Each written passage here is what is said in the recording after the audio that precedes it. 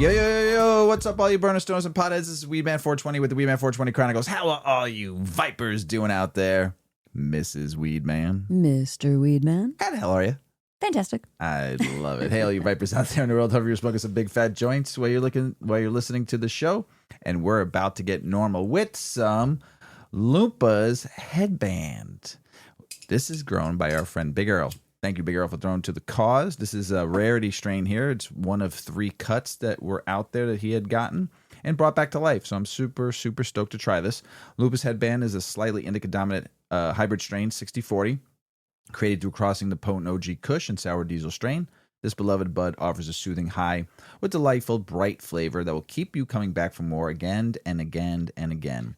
The high will settle in quickly, gently wrapping its way around your brain with happy, heady sense of calm.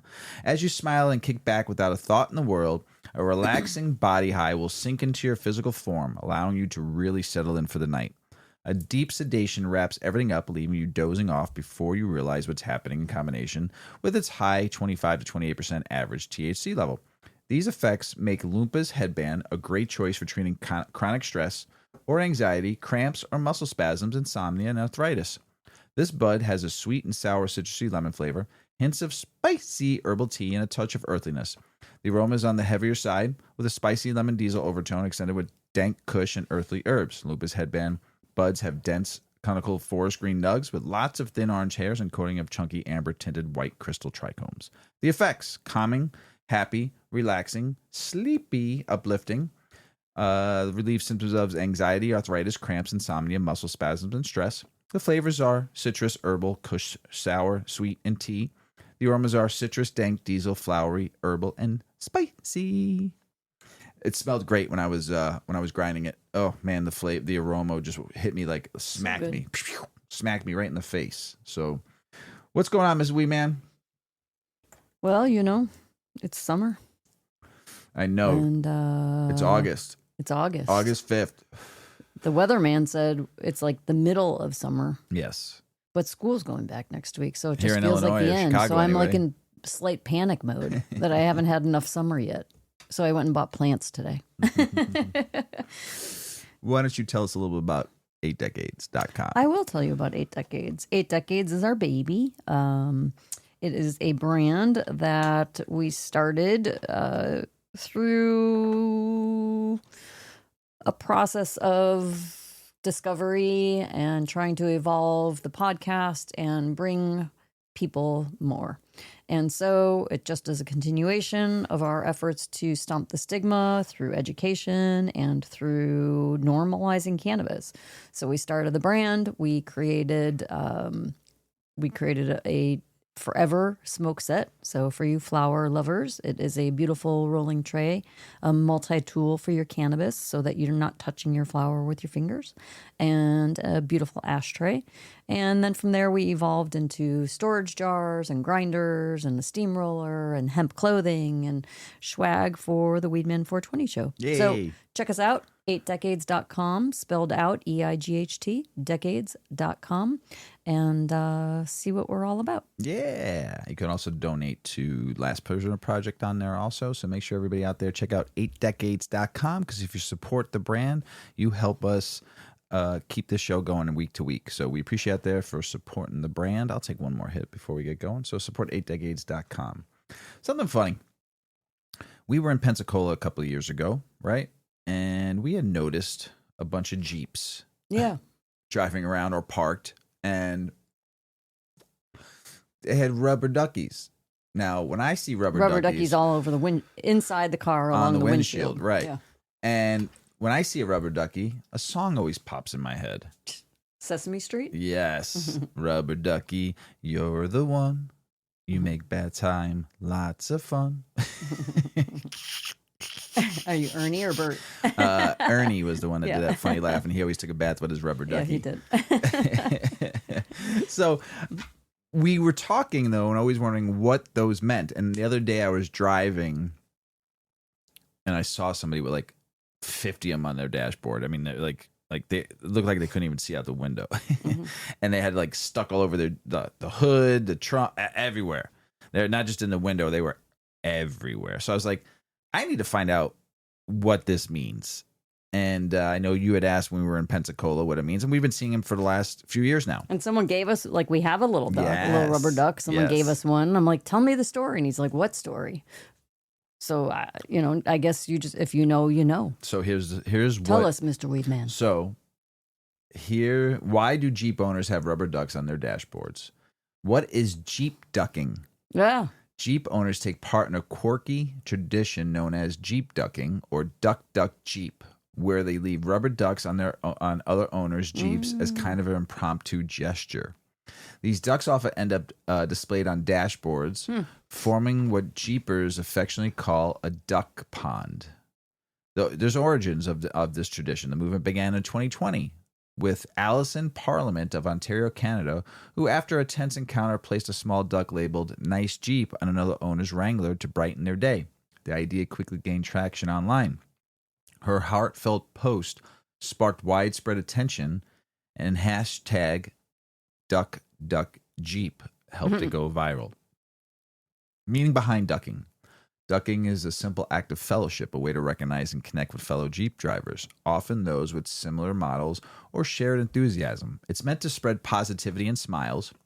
Some see receiving ducks as a compliment to their vehicle or an indicator of how well liked their Jeep is among enthusiasts. There's informal rules and community etiquette. Ducking is informal but guided by few norms. Keep the gesture lighthearted and G-rated. Messages on ducks should be positive. Place a duck outside the vehicle in a spot easily found, such as a mirror, handle, bumper, or hood.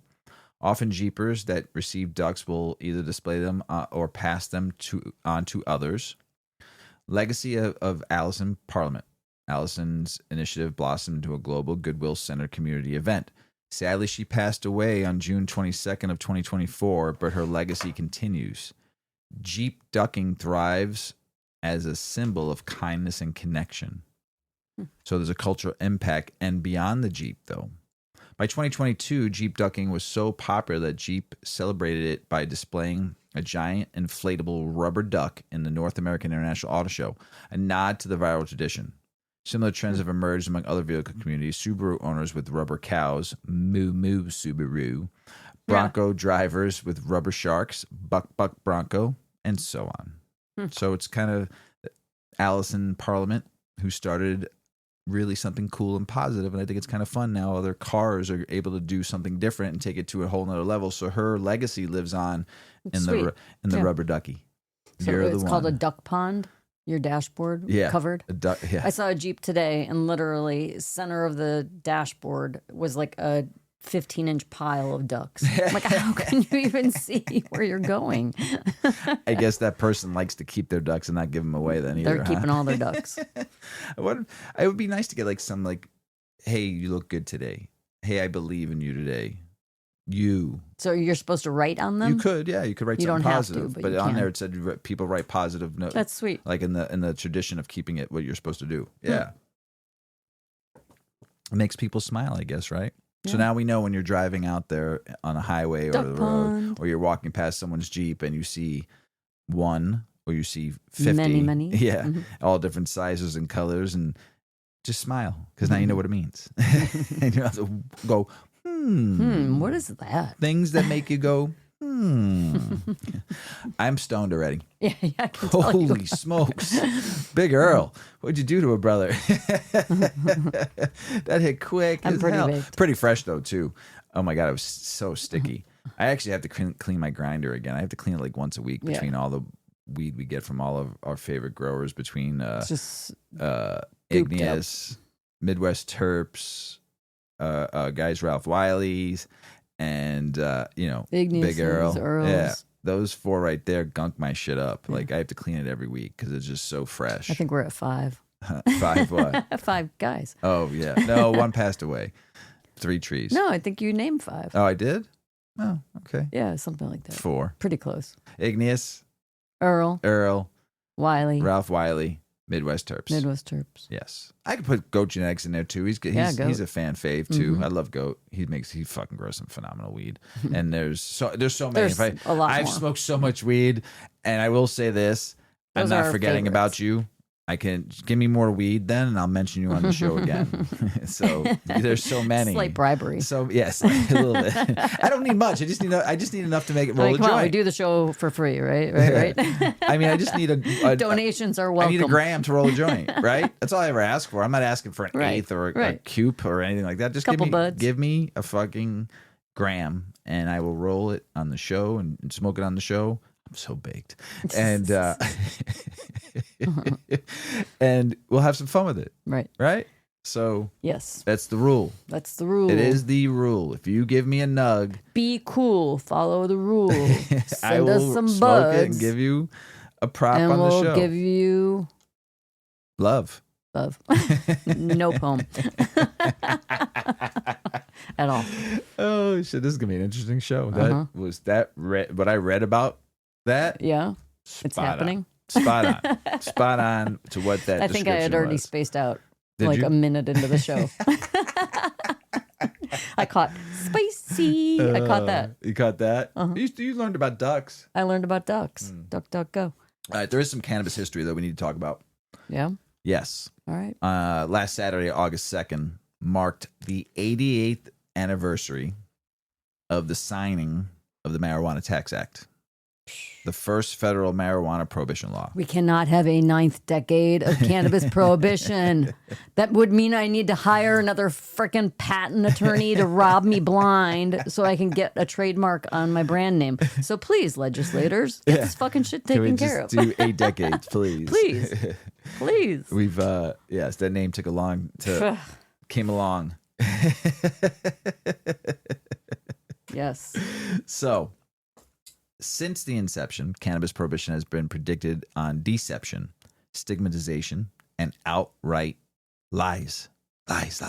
And I have something really cool I can't wait to talk about from a study in Japan. I cannot wait to talk about it.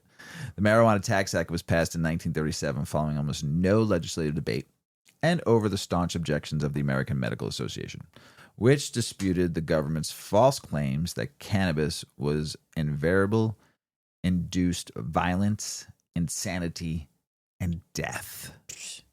One of my favorite pictures that Dov Boy got me, this Reefer Madness one, these two here, if you're looking on our wall, if you're looking on YouTube. But yes, it's always Reefer Madness. And over the ensuing decades, we've witnessed firsthand the tragic consequences of the failed policy, including the denial of medical cannabis access to those who need it, and the arrest of over 30 million Americans for violating marijuana laws. 30 million. 30 million Americans. That we're not even talking about globally. Mm-hmm. I need to know what I have to look up what the number is globally for marijuana arrest. But that's a lot for a plant. The failures of marijuana prohibition are no longer a matter of public debate, which is why nearly 9 in 10 Americans no longer support the federal government's blanket criminalization of cannabis, and why 70% of adults now say that marijuana should be legal. Harry Asslinger, boy. If I can Talk travel about a legacy. If I can travel back in time. Fucking shut up. Over $1 trillion has been spent on the war on drugs. Taxpayer dollars. It failed. Mm-hmm. So, I mean, 88 years of cannabis prohibition. It's still not federally legal. We keep on getting the carrot drawn in front of us like a horse. So we keep on following it. They just keep on. Every time I read another article about the federal government and cannabis, it just makes me want to puke. It's just so brutal. And we're just being fooled. And I like to thank Normal for putting that out there too, because they were the first to put that article out, like just write about the history of that, of the Marijuana Tax Act. And if you would like, we have an amazing shirt on 8decades.com that has a cool... Another commercial? Well, no, but if you want to know what... It is a cool shirt. It is a dope shirt. It's a one of a kind. We'll never probably do it again. So it has a big, nice 8 Decades cannabis leaf on front with the logo. And on the back, it has the whole entire Marijuana Tax Act law on the back. Just bullet points about all the BS garbage. We get stopped all the time and people want to read it. And people look at our shirts all the time. And because of that, and it really hits some good bullet points on there. So buy one of those shirts and wear it around, and knowing that it's 88 years, that shirt is out there for you. We got challenged one time early in the business at an event, and there was a traditional OG grower there. He's like, "Who are you guys? What are you doing over here? What do you have?" Very What's early that in shirt? the game. And he's like, "What do you know about cannabis? Do you even know, like, you know anything?" I'm like, "Nah, not really." Remember, I got up and I turned around. And I'm like, "Just go read that shirt over there. We might know a few things. We know, like, we know some I stuff." remember that. That was great. and that person came over by me, like, and I "Oh." was sitting there with my tray, and I was Okay. rolling joints for people. It was the first event I think we ever went to, right? Like, and people are looking at me rolling joints and handing out weed, and this guy goes, "Your wife told me to read your back of your shirt," and I stood up and I turned around, and then I turned back around, and he shook my hand. He was kind of quiet. Yeah, he shook my Yeah, hand. he shook your goes, hand. and he goes, "You guys know." Yeah, Yeah. we know some things. We know two treat things. You ready to get the show started? Let's do it. I'm going to try to get the show We're going to started. try. I think we have to talk a little faster, or it's going to be like a Great. 3-hour So show. good. So good, Earl.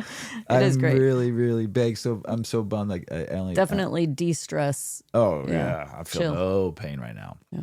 So I saw some people talking about this on LinkedIn, I think. And they were talking about plasma static separation for making dried sift versus the old-fashioned way with screens and just hours and hours of work. Plasma what? Plasma static. Ooh, Yes. Science. So I didn't know much about it. So what does Mr. Weedman do when he doesn't know something? Google. I research. Yeah. Right. And there was a bunch of different stuff to read about it. I will say this, the AI nowadays, when you type something in, you don't even have to go look for articles anymore.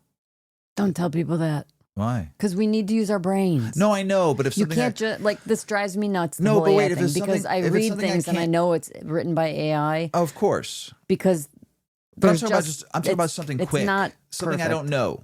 You know what I'm saying? I know it's a good place to gather quick Right. information. And then go in to Yes. look for some articles. Yes. But it was just good But to you like really do need to. But it was like cross-reference. I went and looked at articles, but I just glanced through the AI part of it. I was like, wow, they've come a long. What I'm trying to get at is they've come a long way from like a year or 2 years ago, where you get like 2 sentences. Yeah. Oh yeah. No, Now I it's like, use it. That's but what you I'm just have saying. to. There's a lot of information they've come with now. It's in not that. the encyclopedia. Is Absolutely my not. point. The Britannica. You could trust the words of the Britannica. Yes. I don't trust the words of AI. Right. So, but it was very interesting to see how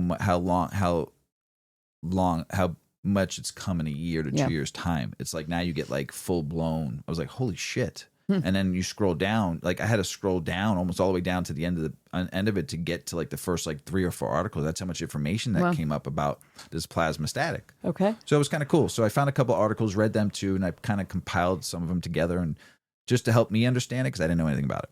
So, all right, stoners and connoisseurs, let's lean back, spark it up, and let's talk tech with your trichomes. We're diving into something next level, something that sounds straight out of science fiction, but is 100% real and 100% dope. Plasma static separation. Yeah, you heard me right. This is dry sift, but on some wizard level cannabis alchemy kind of shit. So first, what is dry sift? We all know it's a process of separating those sweet, sweet trichomes from the cannabis plant using screens, agitation, and gravity. It's been around forever. No water, no solvents, just good old tumble and some patience. But here's the deal. Even the best dry sift can come out a little messy. You get some plant material mixed in with your trichomes. It's good, but not always full melt good. So that's where plasmastatic separation comes in. This isn't just a gimmick or a buzzword. It's a breakthrough. And it's a game changer for extract artists who want that perfect, clean, top-tier sift. So what the hell is it, Mrs Weedman? Plasmastatic separation is a proprietary method developed by a crew for pushing the boundaries in hash rosin and solventless world. It's basically an electrostatic cleaning system. The name of the company, the name of the people that created this, I guess, is called the Press Club. Electrostatic cleaning system, but way cooler than it sounds. Here's how it works. After you dry sift your material using traditional screens, you run that collected sift through the plasmatic setup. It uses high-frequency plasma field to charge the particles. Trichomes and plant matter get zapped with opposing charges. And because they're different in structure, they respond differently to the field. The result, the trichomes fall where they should, and the contaminants, those sneaky little bits of plant matter, get glued or pulled to the side like they just got kicked out of the VIP section.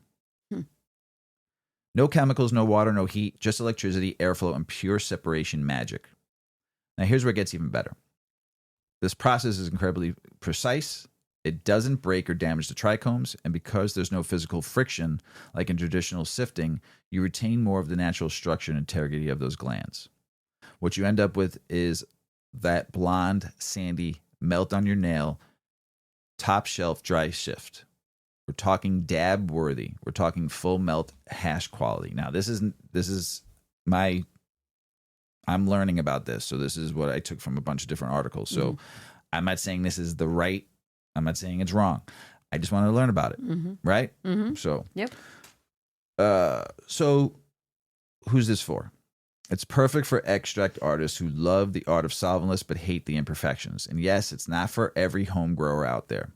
But for small batch hash makers, boutique brands, and those building a name on quality, this is serious flex. The Press Club system is built on repeatability and precision. It takes out the guesswork and removes the inconsistencies that can plague traditional sifting. Now let's get real. This ain't just about getting a prettier pile of keef. This is about elevating the craft. When you're producing sift that's nearly contaminant-free, you are not just pressing better rosin, you're preserving terps, increasing yield, and reducing the wear on your gear. And most importantly, you're giving the people that they deserve that good. It's wild to think we've gone from simple screens and bubble bags to plasma-powered trichome separation. But that's the evolution of the game. It's where cannabis tech meets cannabis culture, and honestly, I think it's kind of cool. I can't wait to try some one day, but I know anybody that's making it with it just to see and taste, and if you really get more flavor. So I'm kind of here for it, just because it's new technology. Yeah. See if people use it, and if it works really, you know. You like fucking tech shit, don't you? I'm pretty stoned. I know. Oh yeah, I know. I'm stoned. But I'm straightforward. It's okay. You're good. I'm straightforward. No, you're good. I know. You're good. I could just tell. Oh yeah. Yeah. Oh yeah. I don't get the shakes though. No. The shivers. Yeah, I'm close. almost there. If I hit that like 4 or 5 more times, I might. You're done. So next time you're breaking up some flour and admiring those glittery trichomes, remember there's a whole science behind getting the cleanest sift possible. And if you ever see a product labeled with plasmatic static separation in the mix, now you know the secret sauce behind the golden dust. That wraps up this journey, though. Hopefully it helped. Let's keep it clean, keep it terpy, and always respect the resin. Stay lifted for the plant we love, right, Mrs Weedman? Oh, it's your turn now. I know. Oh, I'm excited. I know it's my turn. This is very euphoric weed, too. Yeah. Because your hair is going from like red. Like you're seeing things like colors. Oh, yeah. Yeah. Oh, that's huge. And that candle over there is flickering wilder than it's supposed to. I'm not having that. I have had that with strains before. I didn't get enough of that. I only got. No, you want more? No. I'm talking about. I wish I had more. Like I only got like enough to roll 2 joints. I didn't buy. Trial. Yeah, to try just because I wanted to smoke it on the show. So when Earl came by, he gave me a couple things to try. We've had Uncle Loom's Packy Headband. Yes. This is just Packy Headband. This is just Uncle Loom's. This is just. You made me forget. Just Loom's. This is Loom's headband. Yeah, Loompa's headband. Loompa headband. Loompa headband. It's like an Oompa Loompa. I feel like I got Oompa Loompa headband on my head right now. This is kind of cool. Some good early. I don't know if it's early research, but I would say it's. You got to take a lot, right? So single dose of CBD reduces alcohol cravings and brain reactivity in alcoholics. Yes. Pretty interesting. So I know somebody, a good friend of ours, who is going through right now, like the early stages of recovery. And that person was given a medication by their doctor to help reduce cravings and to essentially help their body wean off of the alcohol without having withdrawals.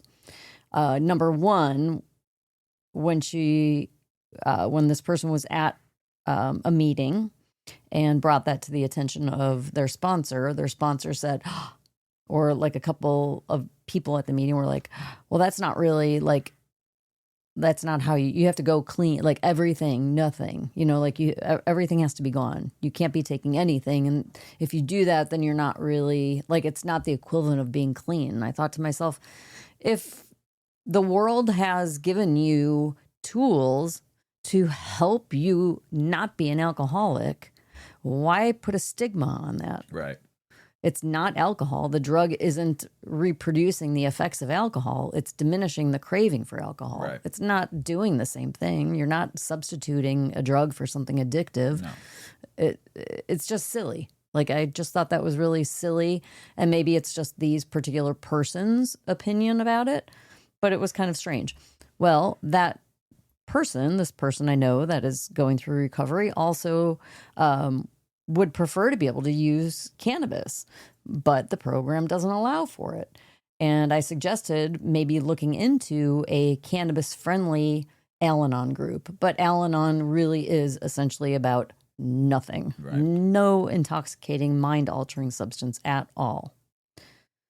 So it may be like an offshoot that is in some places and not in others. I don't even know if it exists in this area. Right. But fact being,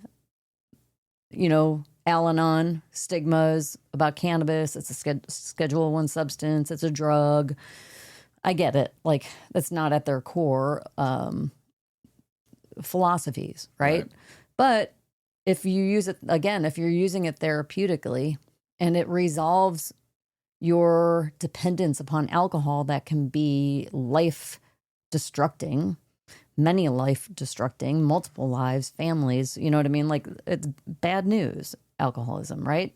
And you're not necessarily replacing it with cannabis, but you're using cannabis as a tool for wellness and mental health and anxiety and all of these things that a lot of people turn to alcohol for. Right. Yeah. But you're using it and it's not destructive like alcohol. So I don't know, maybe there's going to be a day where there's a program that's readily available to people that understands and supports the use of cannabis for getting off of alcohol. But blah, blah, blah, I am stoned. Hey, hey.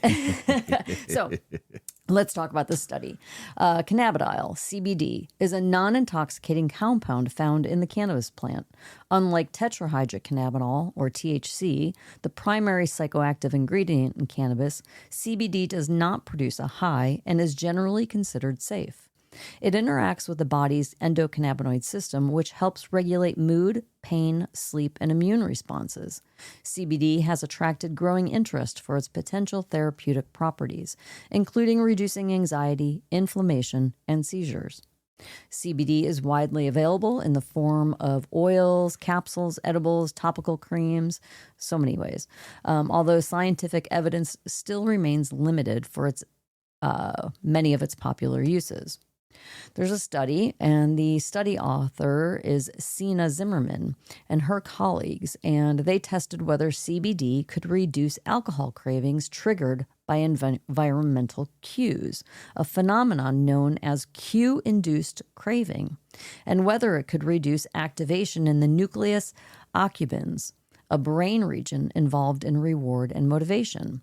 In individuals with alcohol use disorder, exposure to alcohol-related cues, such as sight, smell, or contextual reminders of drinking, often trigger elevated nucleus accumbens activity and increased craving. This heightened brain response can drive compulsive use and increase the risk of relapse. The researchers recruited 28 adults with mild to severe alcohol use disorder who were not currently seeking treatment. Their average age was 36. On average, participants met the criteria for alcohol use disorder, reportedly drinking about 46 grams of alcohol per day and having 36% heavy drinks over the past 90 days. Participants were randomly assigned to receiving either 800 milligrams of CBD, so a lot, or an identical-looking placebo. All participants were instructed to abstain from alcohol for at least 24 hours before the study session. 3 hours after taking the assigned capsules, timed to coincide with peak CBD absorption, participants underwent a series of tasks. First, they completed the Trier social stress test, which involved delivering a speech and performing mental arithmetic in front of evaluators. They were then shown and allowed to handle their favorite alcoholic drink in a controlled bar that was a laboratory setting. This combination of stress and alcohol cues was designed to provoke craving. Next, participants underwent a functional MRI, where they were again shown alcohol-related cues while brain activity was recorded. Throughout the session, participants reported their craving levels using the alcohol urge questionnaire and a visual analog scale. The results showed that participants who received CBD reported significantly lower craving levels after the stress and cue exposure compared to those who received the placebo. During the functional MRI session, they also showed reduced cravings and significantly lower activity in the left and right nucleus accumbens when exposed to alcohol-related images. That's awesome. Mm-hmm. Importantly, participants with higher concentrations of CBD in their blood had lower self-reported cravings and lower nucleus accumbens activation, indicating a dose-response relationship. The researchers found no evidence that sex, age, body mass, or smoking status predicted CBD blood levels, suggesting individual variability in absorption or metabolism.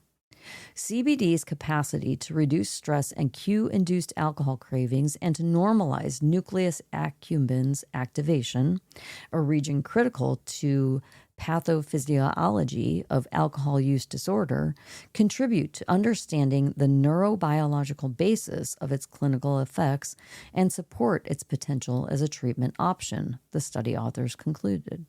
The study provides preliminary clinical evidence that CBD may reduce alcohol craving and blunt the brain's reactivity to alcohol cues in individuals with alcohol use disorder.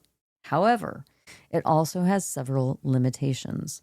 The study sample size was small, and the test was only a single acute dose. It remains unknown whether these effects would persist or grow stronger with repeated use, or how they might apply to individuals actively seeking treatment for alcohol use.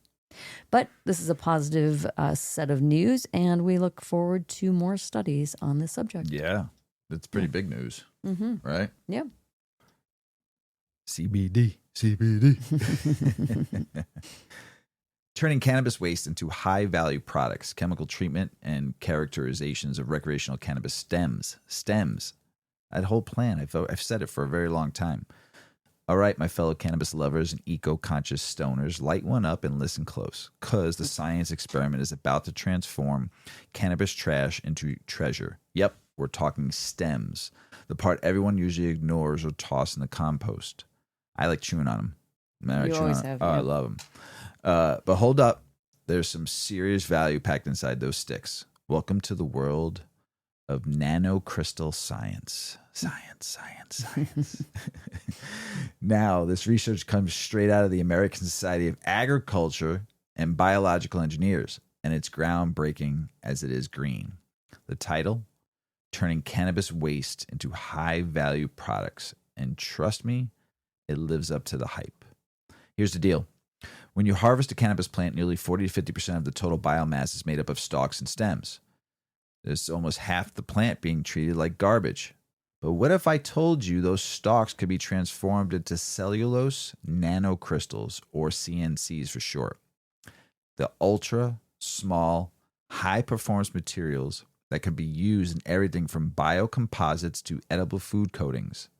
That's next level sustainability right there. So how do they do it? Get ready for some little cannabis chemistry here. Researchers took these so-called green waste stalks and ran them through a series of treatments: alkali soaking, bleaching, metal catalyzed oxidation process using chromium-3. At each step, they broke down and cleaned up the biomass, refining it into something with major potential. Now let's talk composition. These stalks are lignocellulosic, meaning they've got a natural mix of cellulose, hemicellulose, and lignin. That cellulose, that's the good stuff. It's what becomes nanocrystals.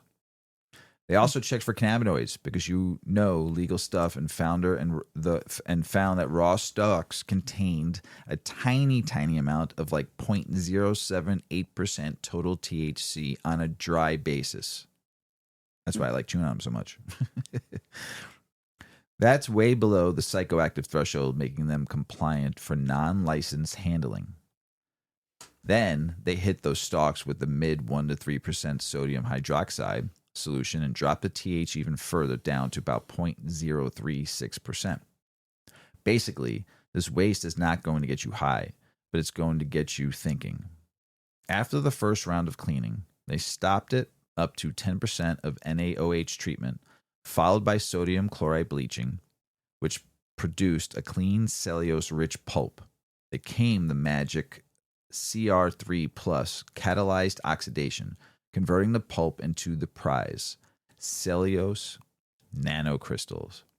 And these nanocrystals aren't just a science fair project. They came out as spindle shaped with an average length of 280 nanometers and a skinny little width of 9 nanometers, giving them an aspect ratio of 34.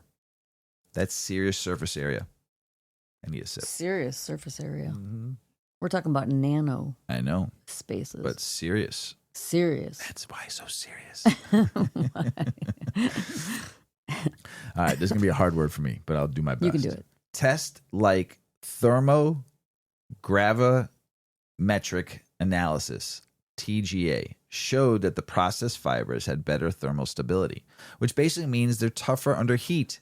And with X-ray derification, research found that crystallinity index jumped from 50 to 72%, which is scientist speaks for. This stuff got the real structural uniform. And if you like microscope shots, TEM imaging confirmed that nanocrystals were clean, sharp, and ready for action. So, what can you do with them? Get this. They can be used in biocomposites, think car parts and building materials. Bioadhesives, eco-friendly glue. Bioabsorbent materials, maybe future filters or even cleanup tech. Sustainability packaging. Get the fuck out of here, plastic. I've seen enough of you. And even edible food coatings. Weed stern tech on your strawberries. Pretty cool. Weed stem on your strawberries.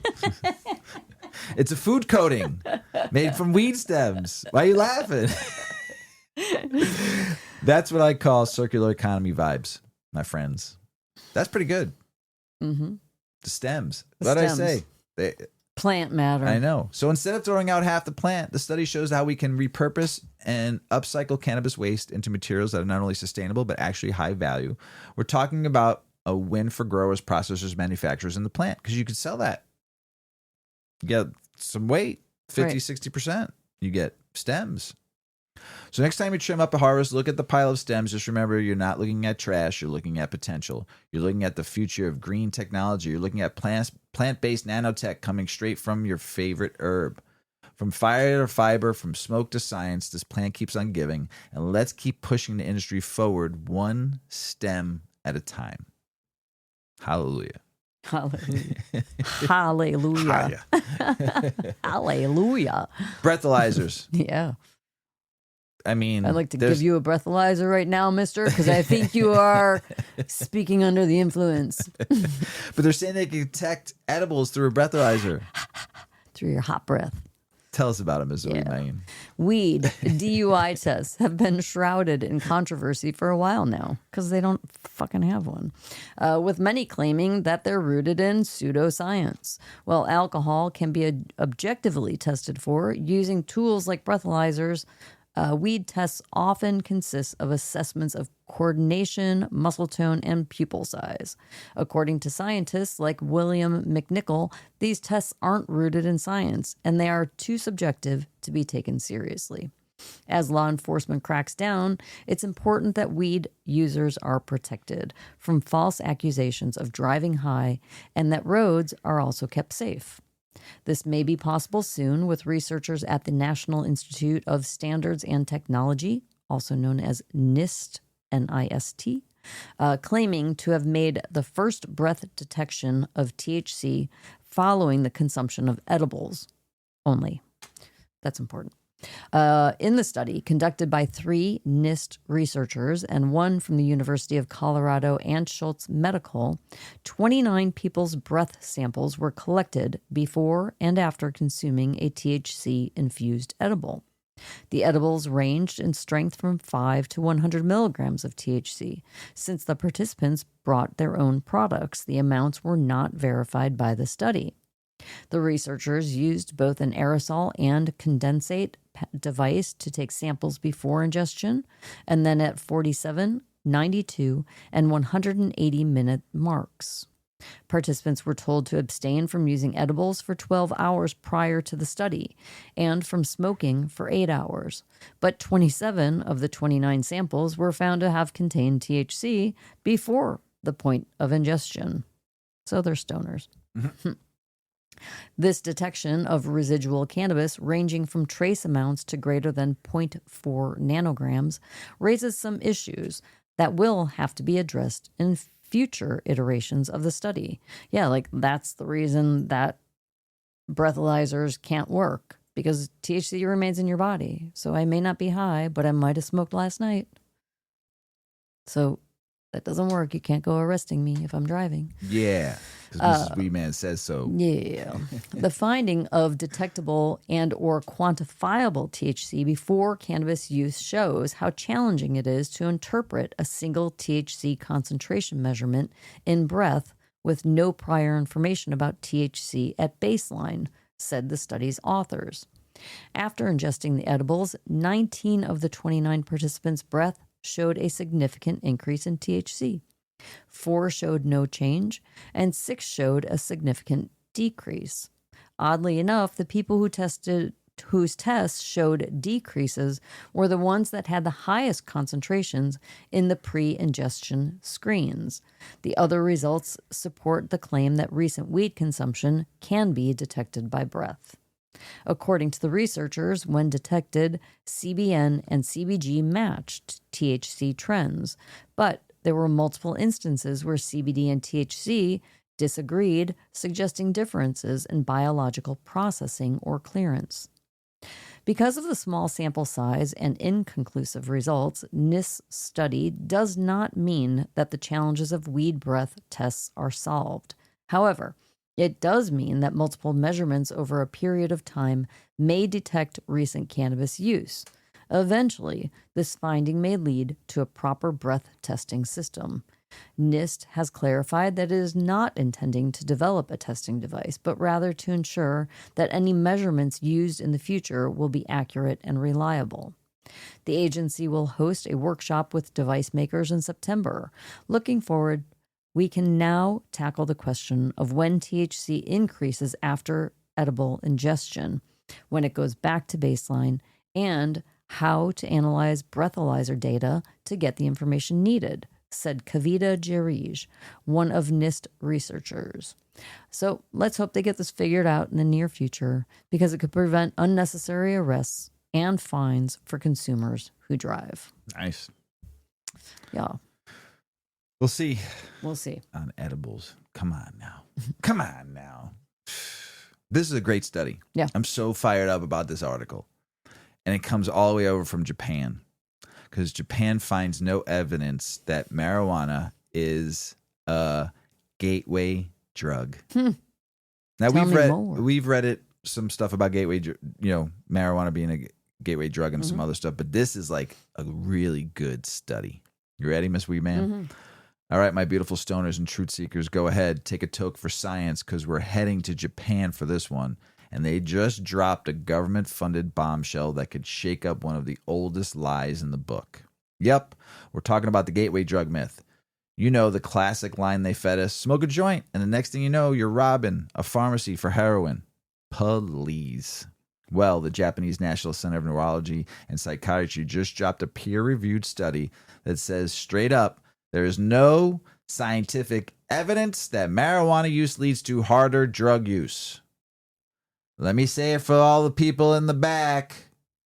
No evidence that weed is a gateway drug. None, zip, nada, nothing, nil, zero, zilch. Now that's just some stoner opinion. That's government-funded research published in a medical journal and backed by some serious science. Let me break it down for y'all. The research looked at a bunch of past studies that claimed there was a concern between cannabis and future drug use, most of which came from the U.S. Remember, everybody? The lies they've been telling us on the war on drugs, $1 trillion. And they were like, yo, these conclusions, they're kind of weak. They specifically called out a lack of strong causal evidence, saying there's no proof that cannabis causes people to move on to more dangerous drugs. Now they're not saying hard drug use isn't a problem. Obviously it is. But blaming that path on weed, that's old school fear-mongering with no real data to back it up. What the research did point out was that a person's environment, mental health, trauma history, and socioeconomic background are way more likely to explain future drug use than whether they lit up a joint at 17 years old. And here's the part that really got to me. They called the gateway theory no longer supportable. Yay. Yay. That's in the study, folks. Done. Out. Finished. Let's toss the myth in the ashtray and never light that shit again. Now let's talk about the vibe in Japan for a sec, because Japan's cannabis laws are, they're harsh. Even trace amounts can get you locked up. But this research is part of a growing shift in how Japan, and honestly the world, is starting to look at weed, not here in the U.S., not through fear, but through facts and data and science and those angels in those leaves. How many times I got to tell y'all out there? Listen to Mr. Weedman. The authors also said we need to move past emotional arguments and start looking at cannabis through lenses of scientific evidence and harm reduction. That's music to these ears, Mrs. Weedman. Mm-hmm. They're calling for policy built on data, not stigma. Ha-ha! What's your line? Stomp the stigma. Can I get a hell yeah and a toke on a bong, Mrs. Weedman? You want a bong smoke? Rip? No, not yet. Oh. And here's the kicker. The study didn't just debunk the gateway myth. It also gives ammo to global reform movements, from the U.S. to Japan to anywhere still clinging to reefer madness rhetoric. This paper is like a mic drop. Boom. Science wins. But I say stoners know. We also are the winners. And we're the champions. My friends. So what's this mean for us? Well, if you ever had to defend your relationship with the plant, if some politician or keyboard warrior tried to call you a burnout on the way to a heroin habit, you can point them straight to Japan's official research. Government funded, peer reviewed, game, set, match. You've always said if it's peer reviewed and government funded, it's fucking, you've said this to me before, it's pretty legit, right? That's what you want to look for when you're looking for research, right? And data kind of stuff. I mean, if they're backed, they just have more, they just tend to have more money. Right. Grants, government funding. Pretty good. It's good. And another sign that the walls are crumbling, my friends. We're not just seeing legalization spread. We're watching science dismantle decades of lies, piece by piece, study by study, puff by puff. So light one for the truth today. Light one for scientists standing up to the stigma. And light one up for the people who got locked up under bad laws and bogus theories. 30 million of them, and just here in the United States. Because the future of cannabis isn't fear, it's freedom, facts, and full spectrum healing. All right, my friends. That's the T from Tokyo. Stay lifted, stay educated, and always, always, always keep puffing with purpose. Right, Mrs. Weedman? That's right. Now, here's a kicker, too. Tell us why not all terpenes are created equal. Yes. We love our terps. Yes. So we have had some recent episodes where we've touched on the fact that cannabis in the legal space has been bred to perform as a high THC delivery substance. Absolutely. And that's all it is. They've stripped it of extra cannabinoids and terpenes and all of those good qualities that give you the quote unquote entourage effect. Full spectrum is how I would say it. You're getting full plant matter when you have flower that you have some control over. Mm-hmm. You know where it comes from. You know the practices of growing. You know where the seeds are coming from. Like, you know, seed to sale. When you know a little bit more about that, you can pick things that are higher quality. But if you're just dealing with legal market goods, you got to know what you're getting into. And so when you're having these vapes, 9 out of 10 vapes, if it's just a concentrate or distillate vape, or if you're having edibles, it's all coming from distillate. And what is distillate? It's the mass-produced flower that is really just THC, and it is stripped down using chemical extraction, and it is provided to you in an easy carrier that you enjoy, a vape or edibles, because they don't come with smell and they don't come with the labor of having to grind and roll and smoke, and the people don't want to smoke. But you have to know that you're not getting full plant matter. And it's really important that that point gets across to people, because you might see on the package of edibles that it's a nighttime edible and it has CBN in it. That CBN may not even be coming from a cannabis plant. And that's what we're going to talk about. Yeah. You need to know more about what you're consuming. Mm-hmm. Because if you ask me, the plant is medicine. And you can get synthesized medicine and you can get natural medicine. Natural medicine that is full spectrum is going to give you a night and day difference from that stuff. Preach it to the people, Mrs. stuff. Weedman. We'll Preach call it to it the people. stuff. The people. So, not all terpenes are created equal. Yes, there continues to be a proliferation of over-dried cannabis in legal markets caused by factors ranging from poor drying and curing environments or practices to purposeful, rapid over-drying to minimize bacterial or fungal contamination risk. When adding these practices to a flooded market with a slow retail turnover rate, the result is a backlog where freshly harvested cannabis sits in warehouses while older and older harvests get shipped out. As the cannabis ages, it inevitably diminishes in quality as terpenes degrade and evaporate. And what I was just saying too, beyond that, it has to do with the genetics that the plant is grown with. We want the consumers, the industry has pushed for THC to be the most important thing. And by doing so, they have created and modified seed to produce high THC plants. So even that plant matter that you might be getting in a dispensary may not have much more than THC in it. Mm-hmm. That's so sad because there's so much more to it. Yep. I'm going to try to stay calm. Maybe I should smoke some more. I considered dried raw cannabis buds to be a perishable item with a shelf life of approximately 1 year if stored in a cool, dark environment. This can be extended if the sealed containers are stored in a sub-zero freezer until ready for delivery to the point of sale. I have certainly seen incredible cannabis that was over a year old, but it has been properly stored and cared for over that time. With the increase of older and over-dried cannabis in the market, there has been a steady rise in both non-cannabis derived and cannabis derived. You got that? Non-cannabis derived and cannabis-derived terpenes in multiple forms being produced and distributed to cannabis and hemp growers. The proliferation of terpene additives, got that? Additives. You don't need them. Get the good stuff.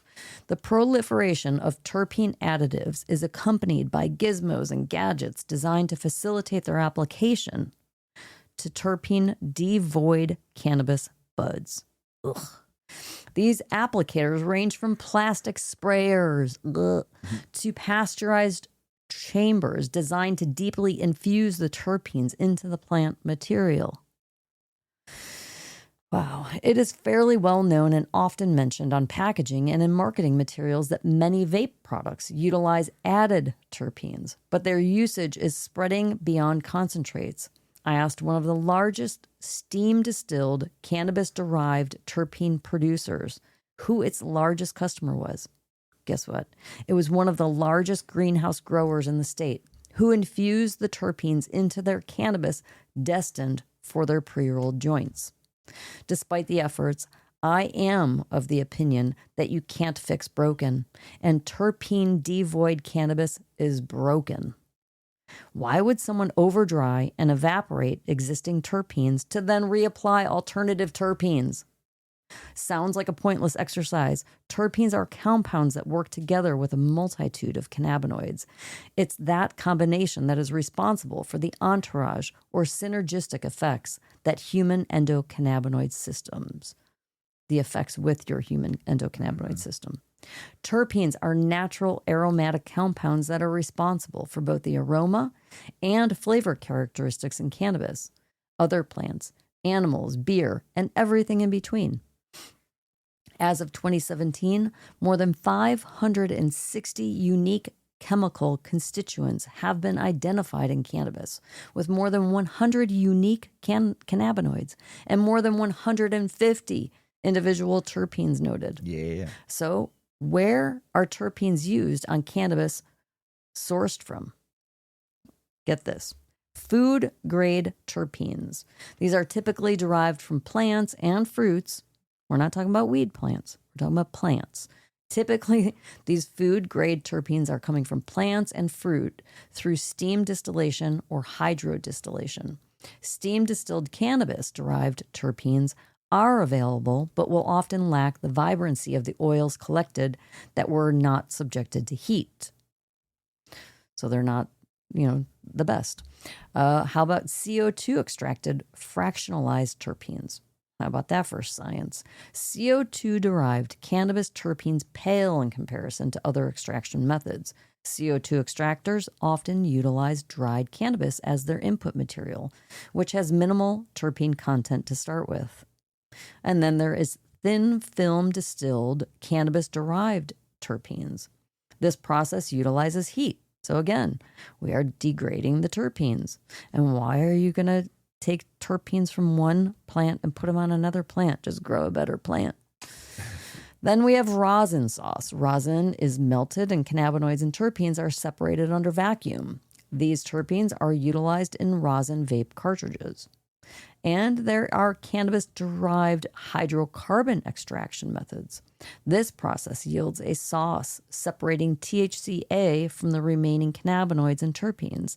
These terpenes are also predominantly utilized in vape carts and sometimes added to flavorless distillates for use in vape carts. Fresh bud oil. So if you pressed a fresh flower and the juice that you get out of that is 92% monoterpenes with 7% sesquiterpenes and approximately 1% other chemical classes, such as simple ketones, esters, and thiols. Not unexpectedly, drying the plant material resulted in an overall reduction in the percentage of the oil recovered, with most of the loss appearing to happen during the first week of drying. Well, that's inevitable. You can't not dry your flower. But it's important to know. So if you're already producing a plant that has minimal amounts of terpenes and now you're losing a lot of it through the drying process, week 1, you're losing the most. You cure your weed for like 6 to 8 weeks. So think about that. There's not much left at the end, if there's not much there to start with. Drying results in a significantly greater loss of monoterpenes than sesquiterpenes. As of yet, it has been nearly impossible to recreate the aromatic potential of the more than 150 known cannabis terpenes using just a few food-grade terpenes. They are predominantly sold as single terpene compositions like pinene, limonene, or linalool. So it's just one. Pick it, put it in there. The steam distillation process alone destroys and converts the original terpene composition from the original plant material, meaning these single terpene compositions are not even a true representation of their source. The most aromatic extractions occur at or below ambient temperatures, which prevent thermal degradation. So like a cold hash, like an ice bath hash, that gets your most flavor, right? Mm-hmm. Even cannabis-derived terpenes have their limitations. CO2 extraction utilizes dried plant material, where a percentage of terpenes is already lost during drying. Another portion is then lost during the CO2 recovery. The resulting extract from steam or hydrodistillation is compromised by heat, and a percentage of water-soluble terpenes is then lost to the water. Thin film distillation also leverages heat, compromising the resulting extract. Additionally, the initial extraction process might isolate only a fraction of the terpenes present in a fresh bud. So, rather than reinfusing a lesser quality essential oil terpene, which will ultimately result in poor quality final products, perhaps the efforts could be better spent properly drying and curing bud, with emphasis on terpene preservation and retention. This includes better protocols and infrastructure for long-term storage, as it is likely to take years for stored inventories to normalize. This way, we might see more cannabis products with well-preserved terpene profiles, which would be a refreshing change of pace. Mm-hmm. He writes a lot of good articles, and I'm glad we get to read his stuff. Kenneth Morrow. Yes, he's a good journalist. He writes a lot of good stuff. I've read a lot of his stuff off show. I've used some of his articles on show too. You've read a couple from him, but really good. His knowledge. Good writing. Oh yeah, really good, and very interesting too. I think there was something about his. He's been writing on cannabis-related topics for 20 years. Yeah, he's a good journalist. And he does cannabis research and development. He owns a company that does R&D for cannabis. Oh, nice. Yeah. Nice.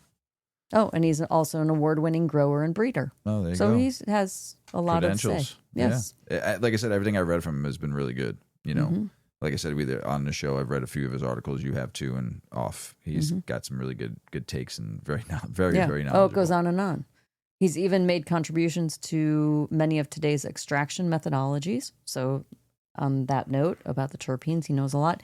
And he holds multiple patents. And he is a consultant and author of the book Marijuana Horticulture Fundamentals, and a founding advisory board member of Cannabis Business Times. How does one person do so much? Thanks, Kenneth. Yeah. Thanks for the knowledge. Yeah. You're helping us learn every time I read something. Yeah. It's good stuff. So thank you for sharing. Oh, political, state, and business news. Can you do it? You want to smoke some more, Mr. Weedman? No, I'm good right now. I'm totally good. I want to, maybe when we get through international news. Check this out. Decatur, Illinois schools just rolled out a marijuana smell policy. Yep, if a student smells like weed, they can get disciplined. Even with possession. No bud, no blunt, just scent, and boom, you're in trouble. What if mom was smoking on the way to school? I know somebody that goes to school quite often. Smelling like weed? And they pulled him into the principal's office a few times. The kids? No, the parents called the school on this person who's picking up his kids. I might know who you're talking about. Yes, you should. That's great. Excuse me, mister. Yeah. You smell like cannabis. He's been called to the principal's office or been called probably since It'd be like, mind your business. Basically, that's what he says to himself. And then he goes, okay, I'll try better next time. Have a great day. Yeah. I can give his nickname. I'll give his nickname. You don't even need to. No? I know who you're talking about. I should throw him I actually had a couple people pop up, but yeah. That's funny. Keep smoking. Yeah, keep on smoking. So, talk about a contact high headache. Should have called it no dank left behind act. Stay fresh, kids, and maybe pack some body spray. Axe always covers all the smell. That would be worse. Yeah, exactly. Yeah. Covers it up. You want your kid walking in smelling like shaving cream? New York's cannabis market is heating up. They're saying the 1.5 billion scene could support over 1,700 dispensaries, but right now only a fraction are open. Talk about high demand and low supply. It's like throwing a pizza party and only bringing breadsticks. Come on, New York, let the people shop, open those doors, and let the flower flow. And then here's the kicker in the nuts. New York's cannabis chaos continues. 152 shops are violating proximity rules. Setting up to close to schools or other dispensaries looks like someone skipped zoning day in the weed biz school. The state's cracking down, but with regs still hazy, it's like playing pin the dispo on the map. Maybe next time, try a tape measure before lighting the open sign. And then Governor Kathy Hochul is promising that the 89 licensed cannabis dispensaries in New York City and the dozens more statewide will not be forced to shut down after the state's Office of Cannabis Management announced that those retail dispensaries locations are out of compliance with the state's proximity rules. More on that as I get to know more. Kentucky's medical marijuana game just hit fast forward. One cultivator's bringing in half-grown plants to speed up the first ever process. Smart move. Why wait for seeds to sprout when you can start mid-grow and hit the shelves sooner? It's like skipping the tutorial and diving straight into the boss's level. Let's go Bluegrass State. Get the green medicine growing and glowing. Kentucky just lit up. The first medical marijuana dispensary has officially been approved to open its doors. Governor Bashar made it official. Patients get ready to shop, local and legal. It's like Derby, but for dank. From bourbon to buds, Kentucky stepping into the green game. Big cheers to progress, y'all. Now let's get those shelves stocked. Big twist in the cannabis testing world. 25 plus labs are suing Perkin Elmer, now Revity Health Science, for fraud, seeking up to $1 billion in damages for lost revenue of close to like $500 million. Wow. They say the gear they sold was marketed as cannabis ready, but flat out couldn't test weed reliably. Talk about buying a Ferrari and getting a bicycle. Stay sharp, test smart, and demand lab integrity. No more shady science. Minnesota's aspiring cannabis entrepreneurs just hit a wall. Banks and credit unions are basically saying nope, even after getting preliminary state approval to open adult use microbusinesses this fall. Most can't secure loans, mortgages, or even basic deposit accounts. It's like building a rocket with no fuel tank. Until Safer Banking Act passes, they're stuck pumping personal credit. Hang tight, Minnesota. It's going to be a little bit of a rough ride. Connecticut's AG William Tong is suing Make It Better LLC and two guys seeking $2.5 million prejudgment fees over a fake cannabis license scam that duped up to 70 retailers, charging $25 to $30K each for bogus state permits and forged docs. It's like buying a VIP pass only to find out it's just plastic. You got played, Connecticut. Scammers, schemers, artists, beware. Justice is pending, and that acid freeze is real. An anti-marijuana group called Smart Approach to Marijuana, SAM, dropped a major TV ad campaign urging Trump not to reschedule cannabis. They claim moving weed to Schedule 3 would empower Chinese cartels, normalize use, and give big marijuana tax breaks under IRS 280E. It's fear-mongering wrapped in cable ad dollars, folks. Yep, propaganda that cost real cash. Terrible. Terrible, terrible, terrible. FDA Commissioner just dropped a bomb. Cannabinoids might mess with your heart and mind. He's thinking or linking them to heart problems and psychosis. But hold up. Studies show no rise in psychosis in legal states. Just such propaganda. Yeah. Some experts say the link's weak. So is the science or scare tactics. You decide. Stay informed, stay skeptical, and keep your head in the clouds safely. Now over to you, Mrs. Weedman.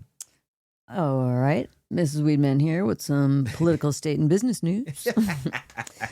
Let's kick off the news with a story from L.A. The city promised to help social equity cannabis business owners bounce back from the war on drugs. But what they got instead is a hot mess of debt and broken promises. Grants and support, more like smoke and mirrors. If the city can't get its act together, maybe it's time to stop playing and start paying up.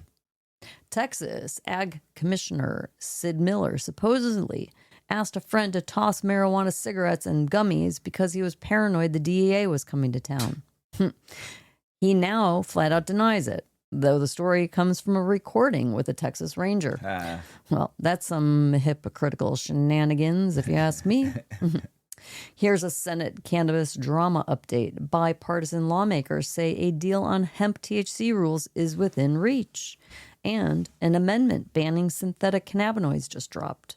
Senator Rand Paul, that is, and team want to protect your CBD treats while kicking lab-made synthetics to the curb. I think I read an update on this a couple episodes, and I didn't realize the positivity within it. I thought he was just kind of making a little lane for himself and his people to stay in, but he's doing it for the people. For the people. Yep. So lawmakers, he is trying to save the hemp farmers. He wants to protect your CBD treats while kicking out the synthetics. So let's hope they keep up with the motions on that. Connecticut. We just read that one. Connecticut, I didn't read. No, I read it though by accident. Oh, you did? Yeah, I did. Sorry about that. The Make Connecticut Better LLC. Yeah, I must have been spacing out. All right. Well, listen up. DEA's new boss came in hot and immediately pushed an article claiming marijuana causes depression and suicidal thinking.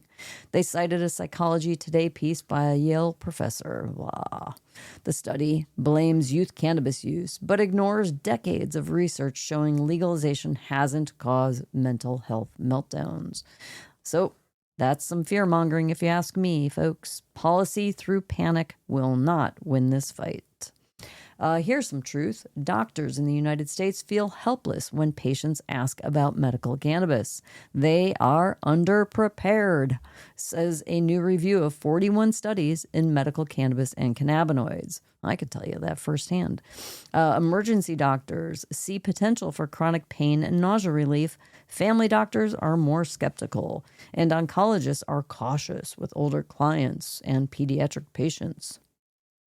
Clinicians need training ASAP because patients are Googling it and winging it, and that's dangerous. Yep. So we need some work on that.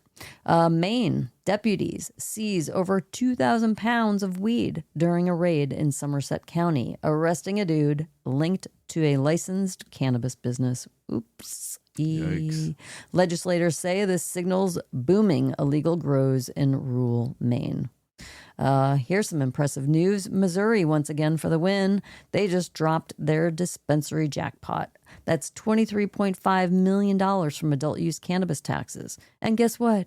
They did good things with it. They divvied it up with 3 agencies, $7.85 million each to veteran services, public defenders, and addiction treatment grants. I say that's a good start. I think so. So tax your joints and fund the community. Now that's socially baked justice. Can you name a few states that could learn from Missouri? I can. Delaware's Governor Matt Mayer just toured a cannabis cultivation facility in Milford. He highlighted the partnership between First State Compassion and Delaware Technical Community College, offering hands-on training. That's awesome for aspiring cannabis professionals. Students are learning everything from seed to sale, preparing them for careers in the booming industry. That is progressive, Mr. Mayor. And he called Delaware's market the French wine of weed. Oui, oui. Oui, oui. You can buy it, but can you grow it? In many states, cannabis is legal for purchase and use, but home cultivation is still prohibited. Oh my God, what are you going to... They have a plant. They're going to have too much weed. Experts argue that without the right to grow your own, legalization is just corporate cannabis. Advocates say personal cultivation is essential for true freedom and equity in cannabis. So what's the deal? Is cannabis really legal if you can't grow your own? What do you say, Mr. Weedman? If you can't grow it, it ain't legal. That's right. It ain't free. It ain't free. Free the plant. Free the plant, everybody. Free the plant. Stop the stigma, education, and help free the 40,000 prisoners get out of nonviolent Yeah, cannabis. that's asinine. Yes. That people are in jail for nonviolent cannabis crimes. Well, I'm sitting here smoking a joint, being recorded and aired on the internet for all to see. Yeah. Speaking of numbers, Yeah. we were looking at, I look at our numbers probably twice a month. And what I do look at, though, probably once a week, I look at, like, it shows sometimes like 4 different places where people are listening from. And that's what I enjoy looking at. And then once in the beginning, like second week of the month and the last week of the month, I just want to see where our numbers are at. And the other night, we were August 2nd or 3rd or something, we were looking at our numbers. And I want to thank everybody in 180 countries around the world. We're up to now. Yeah. We had another few countries join on. 180 countries around the world. There's somebody listening to us. That's pretty cool. And we're in now 8,000, I think 8,152 cities around the world. Somebody is listening to our show now. That's great. I want to thank you all out there. Thank you. Before I move to the next section of political, state, and business news, I want to thank you from the bottom of my heart. 180 countries around the world. Phew. I love you. Thanks for keeping us going. All right, folks. In Alberta Lee, Minnesota, the city council just hit pause on approving a cannabis dispensary called The Smoking Tree. Owner Jacob Schlesinger had been cleared by the state, but A 2017 conviction for contributing to child protection issues raised eyebrows. Even though it wasn't a disqualifying offense, the council had concerns. They'll revisit the decision on August 11th. Stay tuned. All right, folks, in the world of hemp politics, things are heating up. Senator Mitch McConnell recently took to the Senate floor to criticize his colleague, guess who? Senator Rand Paul, both of them are from Kentucky, for blocking his proposal to ban hemp-derived THC products. McConnell argued that these products are more potent than marijuana and pose risks to public health. Paul, however, believes that the federal government should not interfere with the state laws on hemp. The debate continues as both senators push for their respective positions. Isn't McConnell dead? Literally, last time I saw him speak, he was having froze. a seizure. I thought he died. I thought he had a stroke. He looked like they had to carry him off. Not even to joke about it. Like he literally needs to retire. But I'm not. It's right. The dude literally was standing there and didn't know where he was at. Yes. Why is he still in office? Right. Making decisions for why is all he of still there? Yes. Everybody. I mean, listen. I mean, you need term limits, and you can't run for office after 68 years old. Yeah. Done. Your views, Mr. McConnell, are so outdated. You are outdated. And go rest and go relax. Go enjoy your retirement. Yeah, you've been in the office for like 85 years. It's like brutal. Oh my God. That's how he sounds when he talks. It's just time for you to go. Go off in the sunset somewhere. Enjoy yourself. Let Rand Paul take over. Get out.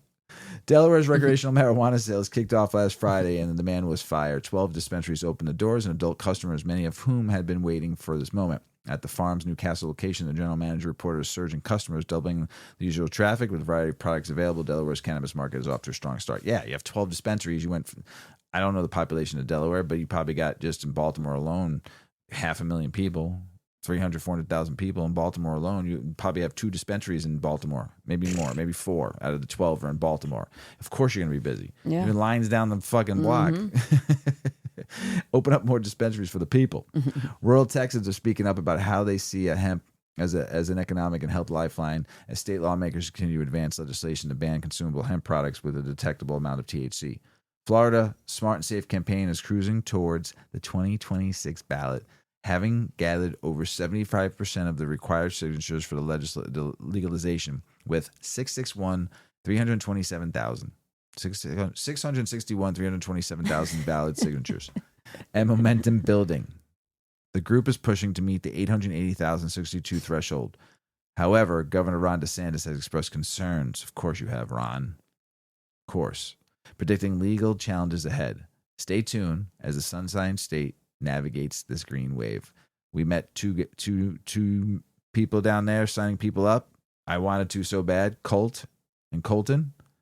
Keep on signing people up. You're so close. You got till November. You in Florida can do this. Like when we saw stick it in DeSantis' asses. Just stick it right up in there with those signatures and get it back on the ballot. They had a long way to go when we saw them, and like in a matter of just a couple of months, they did a lot of damage. Like got tons of signatures. Yeah. So I think they can do it. I know they can do it. And I believe in you, Florida. You need 60%. You were 7% away last time. You can get more votes. They can. Nebraska's cannabis scene is buzzing as the Omaha tribe becomes the first in the state to fully legalize both medical and recreational marijuana. With the unanimous adoption of Title 51, the tribe is setting up a comprehensive regular system, including licensing, testing, and seed-to-sale tracking. This move aims to boost the local economy and assert tribal sovereignty, offering a model for other regions to follow. Trump's former acting DEA head, Derek Maltz, predicts the administration will soon dig into the marijuana laws and figure out the best way forward. While he didn't take a personal positions on rescheduling, Maltz emphasized the need to eliminate confusion amid the process. Air Wellness, this is a big one, folks. Air Wellness, once the rising star in the cannabis industry, is facing a major setback. The company announced plans to sell off its licenses in 8 states to satisfy debt, leading the analysts to predict that the current version of Air will cease to exist, with shares plummeting from a high of $35.40 in 2021 to just 3 cents. The future of this MSO is uncertain. You're going to see more of this. You saw one of the biggest ones, a $1 billion company, MedMen, crash and burned. Air, there's more out there. There's a lot of them still have a lot of debt, and the new profits are going to be shown this week. and going into next week, all the companies are showing their shareholders their profits. Ooh, Yeah. there's going to be some unhappy people. Oh, yeah. Q, we'll see what the Qs are going to be doing. Q1, Q2, Q3, Q4. Cannabis stocks are not going. They were up today, but I tell you what, it's been brutal.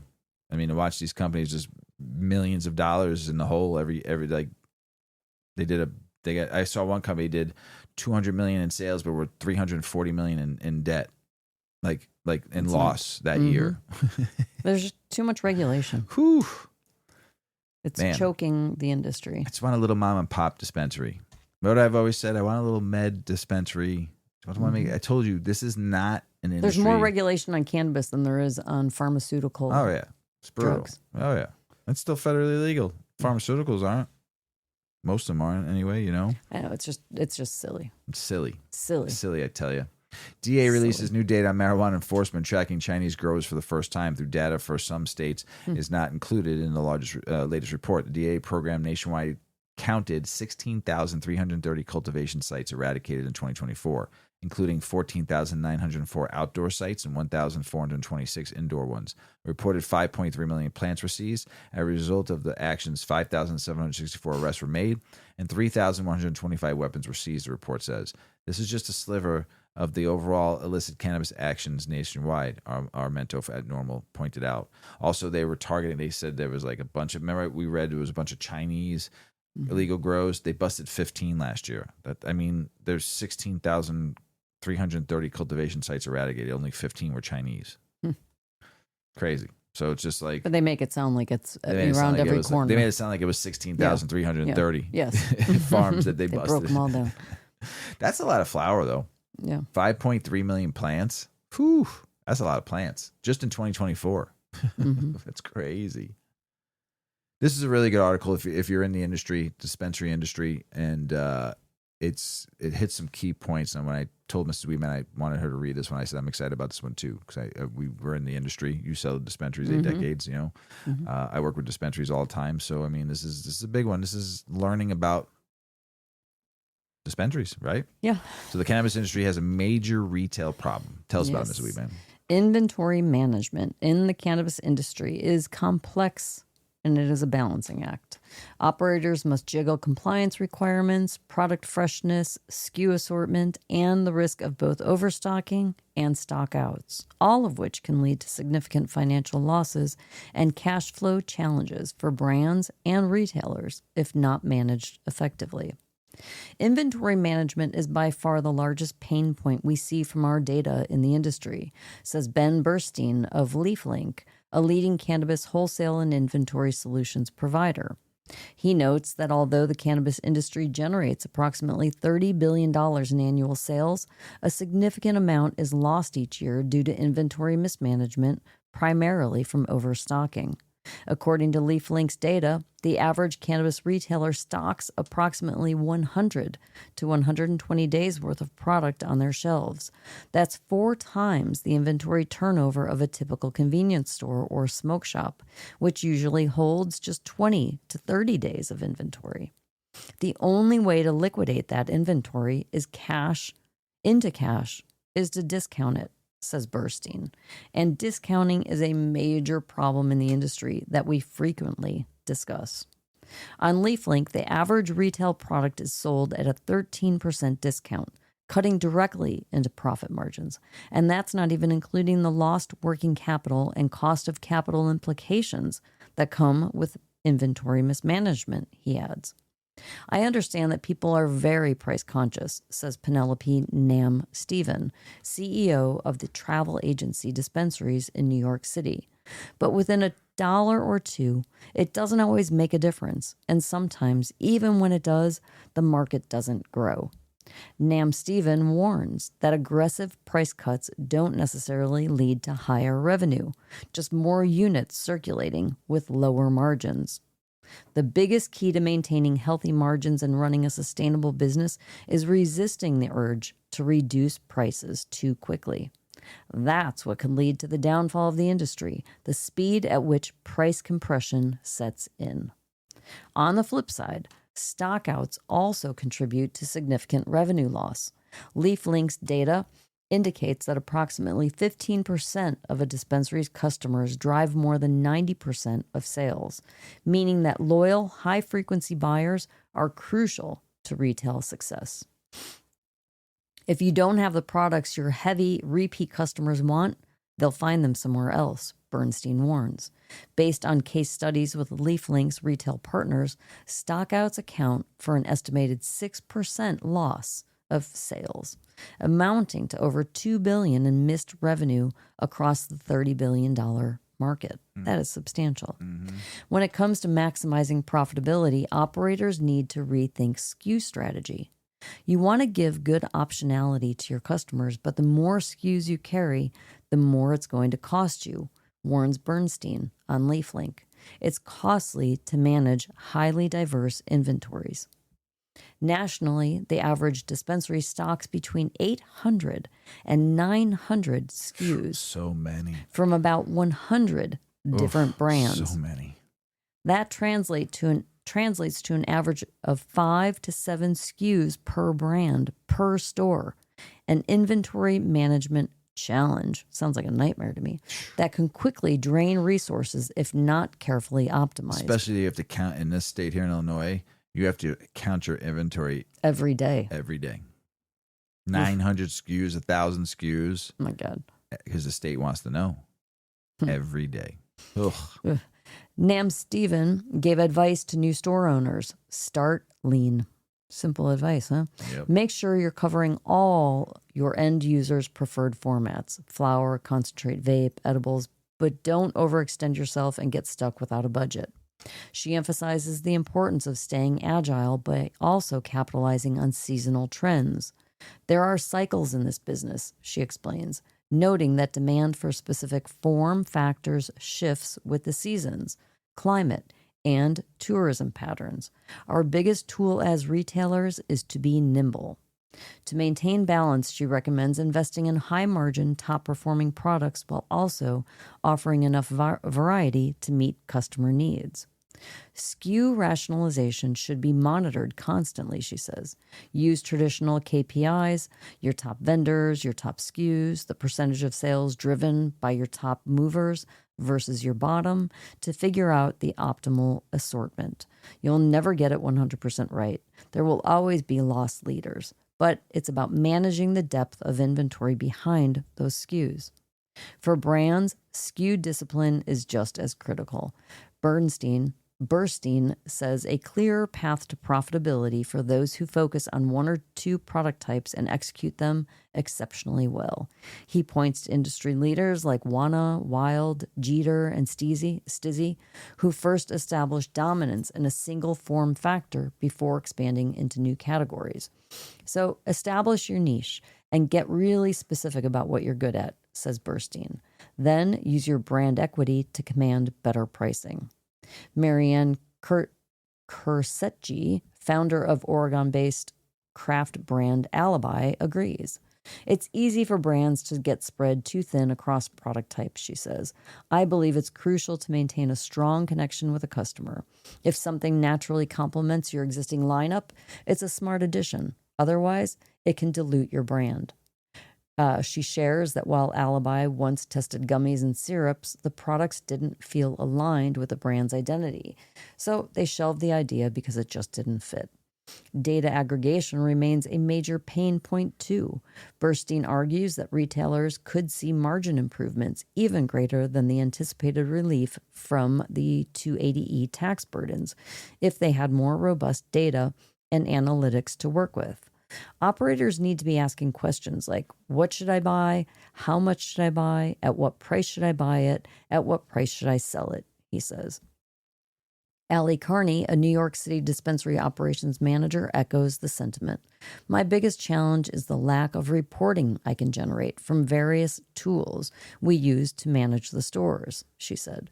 Despite collecting valuable data, Carney explains that her team lacks access to the kind of aggregated reporting between software needed to drive smarter decisions. While she admits software platforms are working hard to make updates and streamline systems, whatever the inventory issues are, it comes down to your data, she concludes. One of the biggest challenges, Burstein notes, is a lack of real-time visibility into product movement across the supply chain.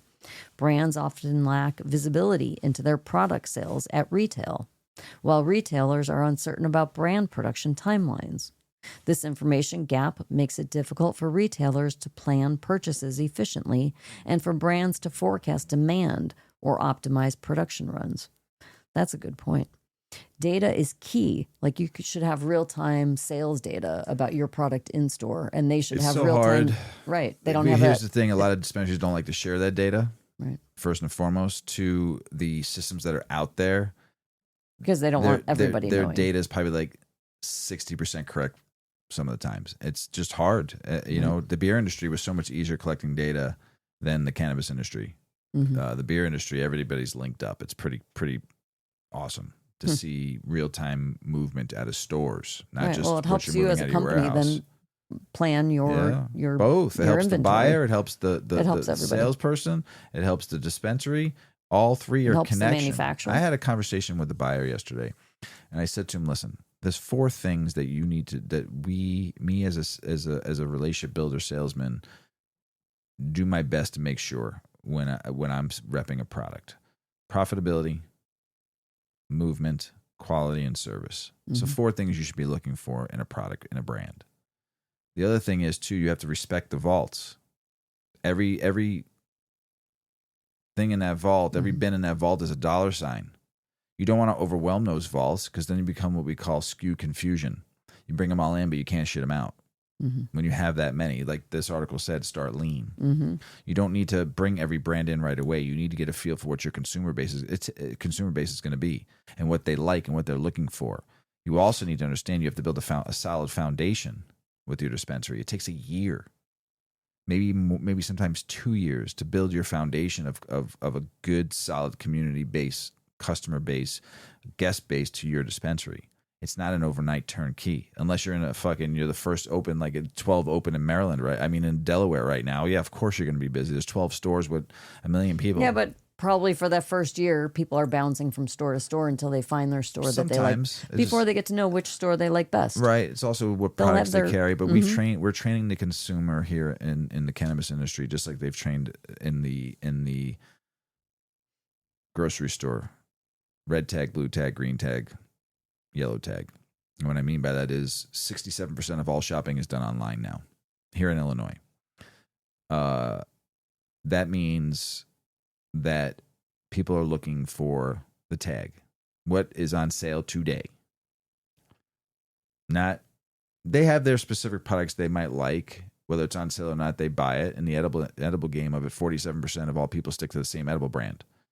So, but people are sale shoppers. We've trained the consumer to look for sales, BOGOs, 2 for $20, on sale all week long at 50% off. Whatever you're doing, it's just to try to generate people coming in. And you're giving away that much. Here, what my belief is, we didn't need to do all this. We do a fair price, so everyone makes money, and the consumer gets a good product to take, quality product to take home with them. I don't know. I have so much I could talk about, but time's running a little slim, so I can talk way more. But this is if you want to understand this dispensary industry, this is a really good article to understand the back end, front end. There's so much more that goes into a dispensary, but you look at states. Let me give you a perfect example. Michigan, you can get 1,200 milligram of edibles for $25. It's a little different. Yeah.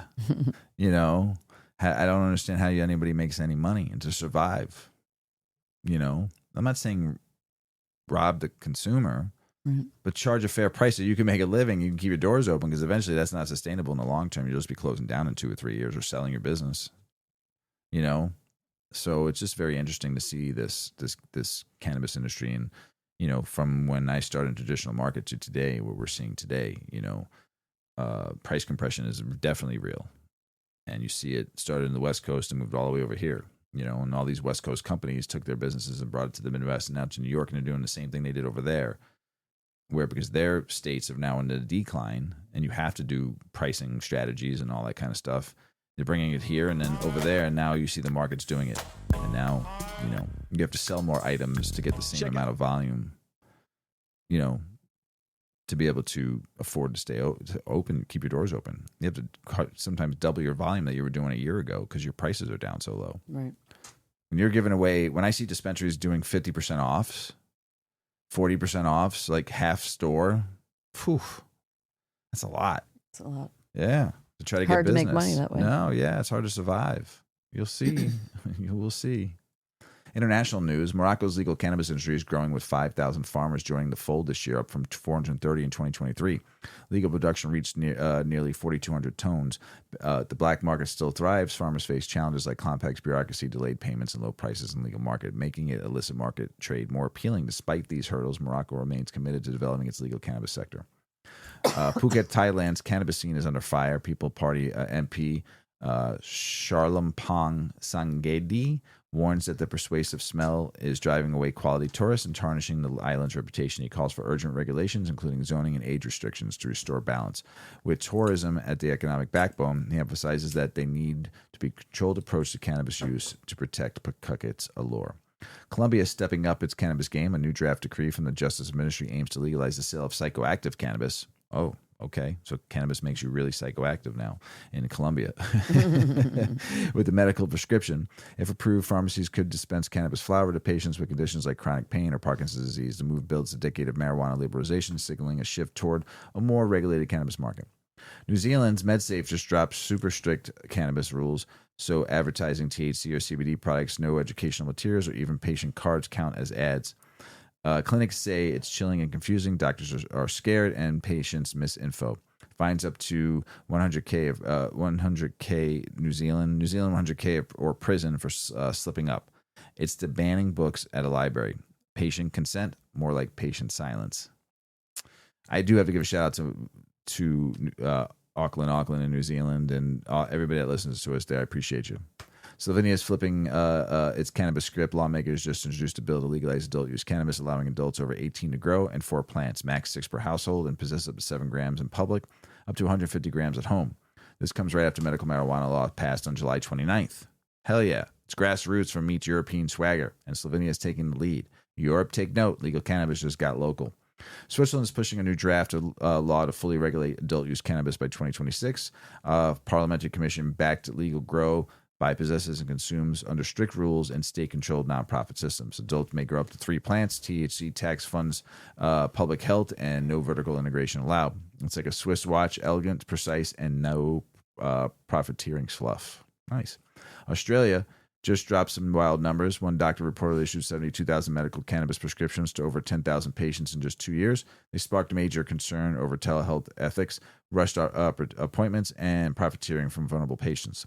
Health officials are calling for stricter regs and better oversight, and Motu is under fire. Cannabis care doesn't need shortcuts. Patients' trust is key. Australia's medical cannabis crackdown is sparking major backlash. High Times reports critical slamming government claims linking the plant to patients' deaths and psychosis, calling it misleading and fear-mongering, arguing the real issue is faulty prescribing and oversight. Regulators are chasing telehealth clinics, pushing scripts every few minutes. They say the system, not the cannabis, is broken. Patient safety needs reform, not panic. Heads up from Hong Kong. Customs just seized 20 kilograms of suspected cannabis buds worth around HK 4 million from 2 men arriving from Bangkok, each carrying about 10 kilograms in vacuum-sealed bags during the airport clearance. Both got arrested and will face drug trafficking charges. This bus shows customs is not playing in Hong Kong. Ain't the place to smuggle green. Yeah, man, don't... I mean, oof. You're in some trouble. You got some splaining to do, Lucy, that's for sure. Big news from Jamaica. Cookies, the iconic California cannabis brand, is dropping the first ever retail store in Montego Bay on August 5th, 2025, which is today. The landmark launches brings premium flower, wellness products, apparel, and mushroom blends straight into one of the world's most legendary ganja cultures. Fans can expect giveaways, music, and community vibes all week. Caribbean expansion never tasted so sweet. And that is international news, everybody. Ms. Weedman, you're about to finish this off with the top 10 pop culture moments that destigmatized weed. Yeah, but I let the joint go out again. I guess I don't really need to smoke anymore because I keep lighting it and forgetting about it. I can't even see. So good. Right. There you go, Mr. Weedman. Thank you. I'll finish it off. I'll smoke some Maybe. more when you're done. All right. All right. You ready for this one? Sorry about that. Lots going on here. There are 10 pop culture moments that destigmatized weed. In the United States, the stigma surrounding cannabis, known by various names including weed, Mary Jane, or marijuana, has undergone a complex journey from being classified as a Schedule I substance with a high potential for abuse and no medical value, a decision now under review, to becoming commonplace in modern culture. Throughout much of the 20th century, marijuana remained highly stigmatized and classified as a Schedule I controlled substance under federal law, alongside drugs like heroin, of course, and LSD. However, toward the latter part of the last century and gaining intense momentum in the 21st century, collective attitudes toward marijuana began to shift. Over the past decade, significant legal developments have shaped or reshaped the landscape of marijuana policy in the United States. Parallel to these legal changes, pop culture has played a significant role in destigmatizing marijuana. Comedy, music, and movies have often shown cannabis use in combination of both humorous and positive light, challenging age-old stereotypes and contributing to its acceptance in mainstream culture. Hang on. Oh, man. I let it go out again. Oh. These moments have assisted in the normalization of this all-natural medicine that some once viewed as the devil's lettuce. With that in mind, some of the pivotal people and moments in pop culture that have contributed to the cannabis conversation have also helped to destigmatize weed. So let's talk about some of them. Let's go back, a while back, and there's Louis Armstrong. He's an undeniable legend of jazz. With his distinctive gravelly voice and wide smile, Armstrong inevitably conjures up images of dark, smoky rooms and distinctive trumpet playing. The icon was a frequent user of cannabis, having first tried it in the 1920s during the age of Prohibition. He called cannabis the gauge and explained, "That was our cute little nickname for marijuana. We always looked at pot as sort of medicine, a cheap drunk with much better thoughts than one that's full of liquor." The 1936 film Reefer Madness, originally titled Tell Your Children, was released to enlighten parents about the dangers of cannabis. Initially financed by a church group as part of their outreach, the film portrays a group of high school students who get their hands on some weed and slowly descend into madness. Hallucinations, violence, and rape all come into play as these once aspiring youth fall victim to the dangers of the demon weed. While many considered the film one of the worst of all time, it was rediscovered in the 70s. It took on a new life, becoming a cult classic that stoners worldwide mercilessly mocked for being ludicrous and blatantly fear-mongering. Then we move on, and we've got Bob Dylan and the Beatles, and they shaped music history and cannabis use. Bob Dylan was a longtime smoker of cannabis and saw it as a broadening experience. "I wouldn't advise anybody to use drugs," he said. "Certainly not hard drugs," he told Playboy in a 1966 interview. "But opium, hash, pot, no, those aren't drugs. They just bend your mind a little. I think everybody's mind should be bent once in a while." It was Dylan who introduced the Beatles to cannabis in 1964 inside a New York City hotel room. Already a musical sensation at the time, the Beatles would only broaden their musical horizons after their encounters with cannabis, producing music that experimented with sound and rhythm.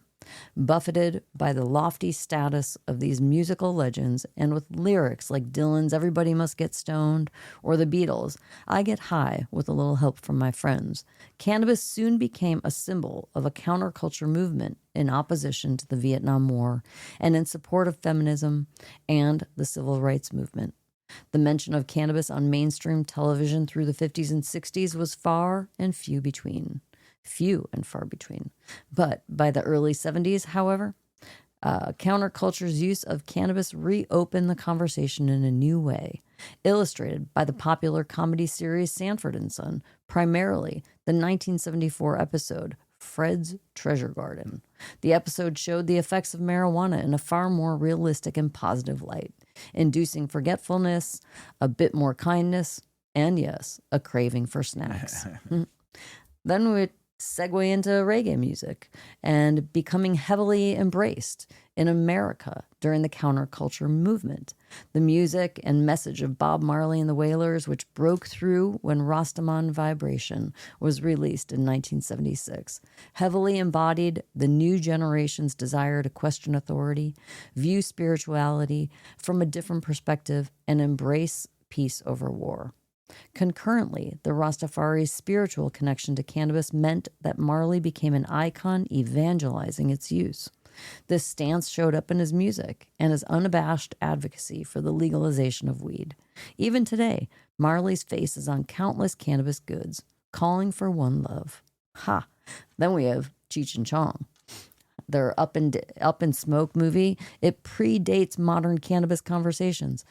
These comedians, Cheech Marin, Tommy Chong, they brought a different perception of cannabis to the big screen with their 1978 classic Up in Smoke.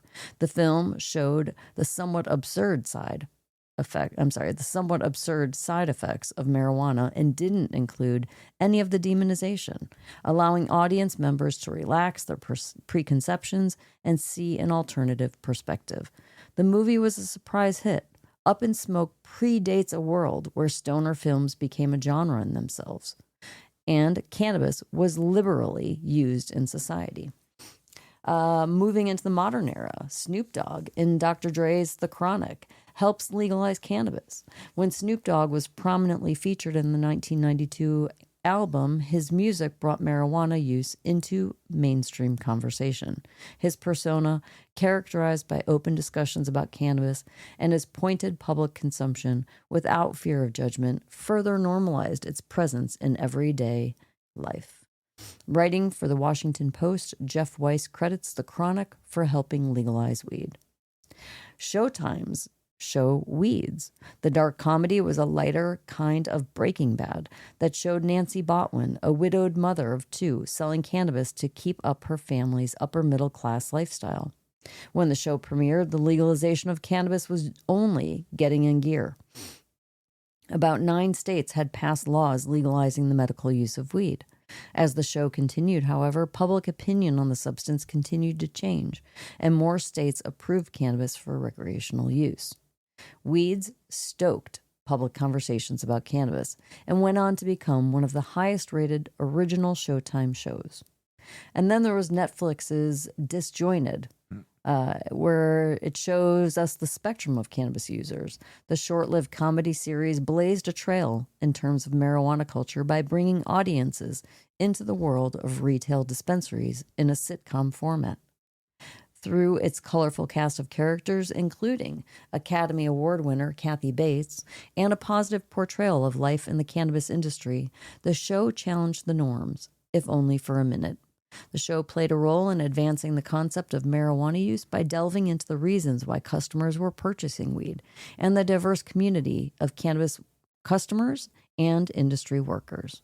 As marijuana has found its way into the mainstream, the influence of pop culture on cannabis has extended beyond music, film, and television. Over the years, celebrities have attached their names to existing brands or created their own. None have been as successful as the San Francisco rapper and businessman Berner, who has used his influence in the industry to reshape perceptions of both cannabis and the industry that surrounds it. Through sleek and aesthetically appealing packaging, branding, and marketing akin to that of streetwear, Berner's savvy has pushed his cookies brand to the forefront of the industry. The influencer and hip-hop artist has leveraged that success to normalize the once taboo plant further. So let's continue watching as freedom for the plant evolves and stigmas die off. And watch for 8 decades and cookies, because we're going to be there for real. Ms. Weedman. Mr. Weedman. That's the end of the show. Yeah. That's Got it. anything else to say? I'm going to continue trying to light that joint and smoke it for more than a half of a hit. Everybody have a great week. Thanks for listening. We love you out there, everybody. Appreciate you listening. Appreciate you giving us feedback. Appreciate you giving us love. We love you. As Paulie always says, smoke smart, puff puffing away. Puff, puff, pass.